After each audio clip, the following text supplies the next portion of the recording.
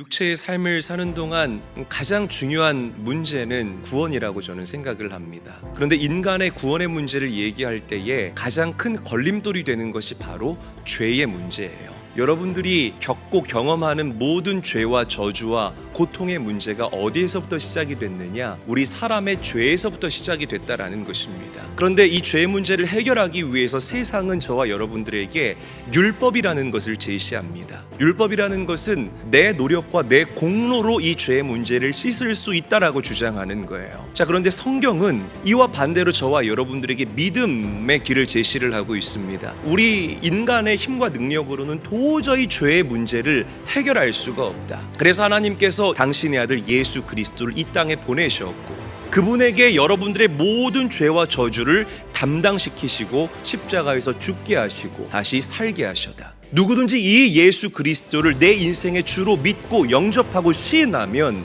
구원을 바르게 살고 똑바로 살기 위해서 지키는 이 율법이 왜 우리에게 저주가 된다라고 성경이 이야기를 하느냐? 율법의 기능과 목적 때문에 그렇습니다. 율법은 우리 성도님들을 구원하기 위한 하나님의 도구와 제도적 장치가 아니라는 거죠. 율법은요, 우리의 죄가 무엇인지를 가르치고 우리에게 알려주는 기능과 역할을 한다라는 거죠. 그런데 문제는 이 율법을 100% 다 지킬 수 있는 사람이 없다라는 겁니다. 율법이 여러분들을 찌르는 그 죄의식과 정죄와 죄책감 때문에 견딜 수 없이 그 사슬에 속박되어서 살아간다라는 거죠. 하나님께서는 율법에 매어져 있는 우리 인생을 향하여서 놀라운 해답을 허락하십니다. 예수님이 십자가 곧 나무에 달려서 나 대신 죽으신 이유가 무엇입니까? 저와 여러분들을 율법의 속박과 율법의 정죄에서부터 자유케 하시기 위하여서 예수님이 나 대신 십자가에 달려 죽으셨다라는 사실을 믿으시기를 바랍니다. 그래서 예수님이 우리 인생의 정답이라는 거예요. 또 여러분들에게 중요한 게 뭐냐면 믿음이 중요한 거예요. 믿음을 선택한 사람은요, 예수님의 십자가의 죽음이 그냥 아무런 감동 없이 다가오는 게 아니라 그 죽음이 나를 위한 죽음으로 받아들여지게 됩니다. 예수님의 십자가의 죽음이 나를 위한 죽음이라는 것을 믿고 고백하고 시인하기만 하면 여러분들에게 임하는 그 모든 율법의 저주가 예수님에게로 옮겨간다라는 사실을 믿으시기를 바랍니다.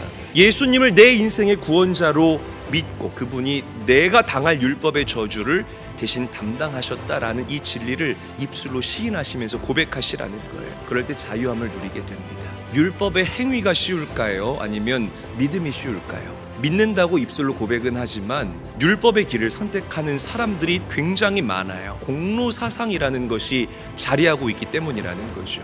그러니까 영적인 영역도 자꾸만 내가 했다라고 생각을 하는 겁니다. 믿음이라는 것은 모든 영역 가운데에서 가장 먼저 예수님을 생각하고 예수님을 앞세우는 행동이 바로 믿음의 길인 거예요. 어렵다라는 거예요. 이 믿음의 세계가요, 그냥 되는 것이 아니라는 거죠. 그러니까 많은 사람들이 내 혼의 영역으로 이해하기 쉬운 이 율법의 길을 자꾸만 따라가려고 한다라는 거죠. 예수님이 여러분들 안에 계시고 사랑이 여러분들을 이끌잖아요. 반드시 그 인생 가운데 사랑의 열매를 맺게 되는 은혜를 경험하게 될 줄로 믿습니다. 사도 바울은 믿음으로 의롭담 받은 사람, 그리고 믿음으로 복받은 사람을 저와 여러분들에게 소개합니다. 아브라함은 믿음의 조상이었습니다. 그의 나이 100세가 되어서 남자로서의 모든 성적 기능이 다 마비가 되었고 내 안에 사라도요, 자궁문을 닫은 거예요. 그런데 아브라함은 그 문제와 현상에 집중한 것이 아니라 하나님의 약속을 신뢰했다라는 겁니다. 아브라함에게 그 믿음으로 말미암아 의롭다라고 칭찬을 하셨다라는 거고 인정을 하셨다라는 것이에요. 그리고 아브라함에게 굉장히 중요한 약속을 합니다. 율법의 길이 아니라 믿음의 길을 선택하는 사람들은 다 아브라함의 자손이라는 것입니다. 우리는 아브라함과 사람들임을 믿으시기를 바랍니다. 하나님께서 아브라함에게 주신 약속, 그 약속이 여러분들의 약속이 되고 하나님께서 아브라함에게 주신 그 축복이 누구의 축복이 됩니까?